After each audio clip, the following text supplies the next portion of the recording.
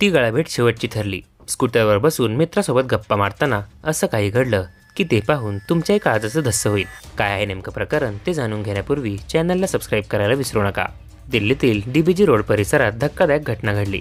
दरम्यान ही घटना सीसीटीव्हीमध्ये कैद झाली आहे आणि या घटनेचा व्हिडिओ सोशल मीडियावर व्हायरल होतोय। सीसीटीव्हीमध्ये समोर आलेल्या व्हिडिओमध्ये सोसायटी बाहेरील आवारात एक तरुण स्कूटरवर बसलेला दिसत आहे। दिल्लीतील शनिवारी संध्याकाळी 7च्या सुमारास ही घटना घडली असल्याची माहिती आहे। थोड्याच वेळात त्याचा मित्र त्याच्या जवळ येतो। तितक्यात अचानक दुसऱ्या मजल्यावरून एसीचा भाग खाली कोसळला आणि तो स्कूटरवर बसलेल्या मुलाच्या डोक्यात आदळला। हा अपघात इतका भीषण होता की तरुण स्कूटरवरून खाली कोसळला। अचानक काय घडलं याचा अंदाज आसपासच्या लोकांना येत नाही, पण ते जमिनीवर पडलेल्या तरुणाच्या दिशेने धावतात। एसीचा आउटडोअर युनिट ज्याच्यावर कोसळलं त्या तरुणाचा मृत्यू झाल्याची माहिती आहे।